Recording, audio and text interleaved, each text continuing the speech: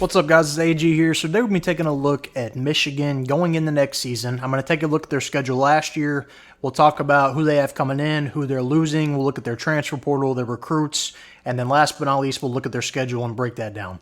So starting off, we're going to look at last year. We'll talk about the team a little bit, though, first. So obviously, Michigan loses a ton from last year. All right, they made the championship, won the national championship for a reason, and a lot of those pieces are gone. All right, their coach, Jim Harbaugh, is gone. Blake Corum, do-it-all running back, is gone. JJ McCarthy, been there for this little 4-year stretch. He's gone. Roman Wilson's gone, among a ton of other pieces on offense. They also lose a lot on defense.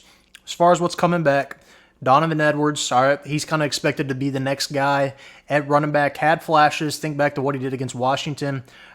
Really showed flashes. I think he can be better than Blake Corum. That's going to be saying a lot. And he's going to be kind of their workhorse this year.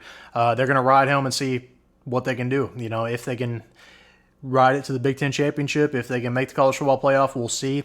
I've seen them as high as number 7 in some preseason polls. I have them at number 21 personally. It's going to depend a lot on Alex Orji, all right, at quarterback. He's kind of the guy. Not the same as JJ McCarthy.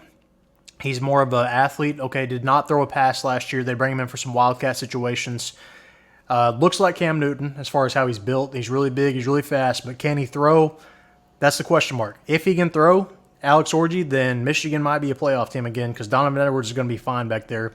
You also bring back probably the best tight end in the country in Loveland. And then defensively, like I said, you're replacing a ton. There's not a lot coming in from the portal. It's a lot of next man up mentality here with recruits, with just guys being backups and moving into starting roles. So let's look at their schedule last year. Obviously, really good season, went undefeated, beat Alabama and Washington in the national championship. Sherrone Moore is the guy now. Had some impressive wins throughout the season. All right, beat Ohio State. He's the head coach. I thought deservedly so. I thought he deserved the job, and I thought he earned it. But now let's look at the recruiting rankings and transfer portal. Recruiting-wise, they've got the 16th ranked recruiting class coming in. Transfer portal-wise, 94th. Okay, so not very good, really small. They only brought in a few guys in the transfer portal. Recruiting-wise, though, a lot of 4-stars here. I don't know if any of them are going to necessarily contribute right off the bat, but definitely good for your depth moving forward. Transfer portal-wise, not a lot. They brought in a starting kicker. They bring in a guard from Northwestern. They bring in a linebacker from Maryland.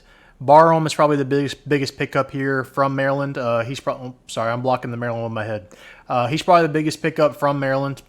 Talking about Jaishawn Barham, I think he's definitely going to be asked to contribute automatically on defense and make an instant impact. I think he is good enough, though. I think that's definitely a possibility. So looking at their schedule here, not the easiest schedule. I think realistically looking at this, and we'll break it down a little bit more in depth, but I think there's probably 4 potential losses here at most, okay? And they're not easy. They are tough matchups. 3 in particular are potentially college football playoff teams, but not the easiest schedule, but we're going to see what Michigan's capable of. I really don't know. There's a lot of question marks with this team this year, and justifiably so. First off, though, they're going to get Fresno State. Not the easiest matchup. Fresno State can score the ball offensively. Their quarterback is back, threw for almost 3,000 yards last year. Mikey Keene is his name. But Michigan should be able to shut that down. They're just going to be too talented. So give me Michigan there. That'll put you at 1-0.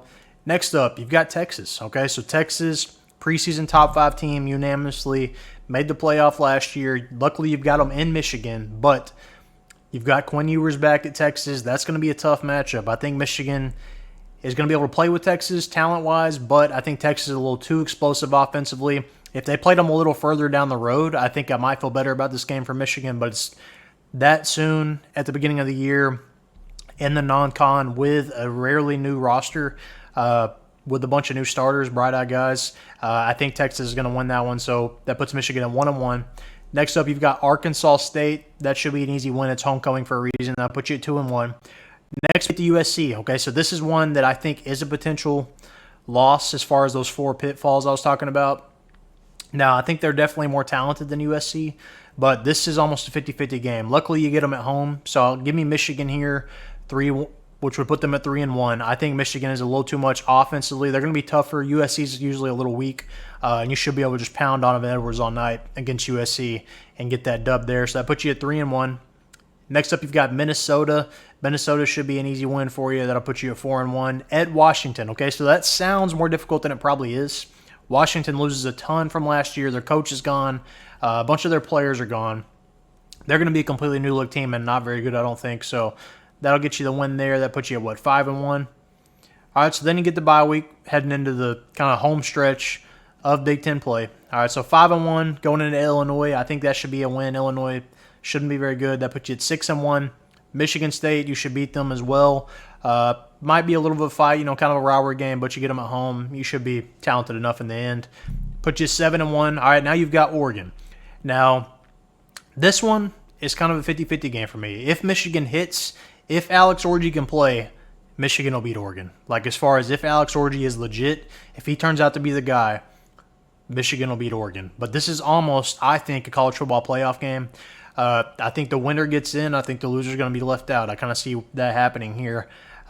As of right now, I've got Oregon winning this game, but don't be surprised if Michigan's on a roll here. You'll be able to tell a lot week 2, by the way. If they can play with Texas, they can play with anybody, I think. So if Michigan gets the win there, if Michigan plays with Texas, watch out for them getting the win at Oregon. But right now, I've got Oregon winning, so that puts you at 7-2, kind of leaving no room for error with the expanded playoff. You could make it in with 3 losses, but it's really going to be tough. All right, so next up, you got Indiana. That should be an easy win, put you at 8-2. Bye week, you've got Northwestern. Luckily, you get Northwestern at home. Northwestern was actually pretty good last year, but I think Michigan can get the win there. That'll put you at 9-2. And then you've got the rivalry here, the game at Ohio State. Not going to be easy. Ohio State's pretty loaded this year. They're loaded on offense and defense. I don't think Michigan can beat Ohio State. Now, I might be wrong. We've seen what's happened in the past few years with Michigan, but I think Ohio State's a little too much. So I think Ohio State gets the win there. That puts you at 9-3.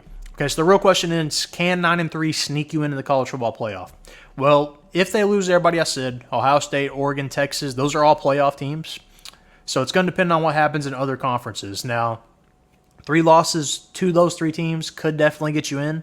It's probably going to depend on what happens to the SEC. If the SEC is loaded, it might be tough to sneak into that last spot, but they would definitely be in the discussion if that were happening. But don't be surprised if they beat Oregon or Ohio State. I think it's definitely possible. They're in Ohio State's head right now. Michigan, despite this kind of roster leaving that they have, don't be surprised if they can play with them. And I definitely think they can beat Oregon, especially getting them at home.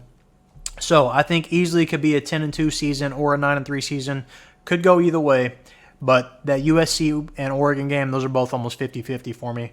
But I think Michigan, really solid year in year 1 under Sherrone Moore. I think that's what's going to happen here. But again, if Alex Orji can hit, I think Michigan's going to be in good shape. But those are my predictions for Michigan this upcoming season. Let me know yours. What do you think of Michigan first off? And then after that, let me know your schedule. Do you think they're going to make the college football playoff? Do you think they'll be 9-3? Are they going to have more losses than that? What do you think? Let me know. Comment down below. Make sure to like this video. And most importantly, subscribe.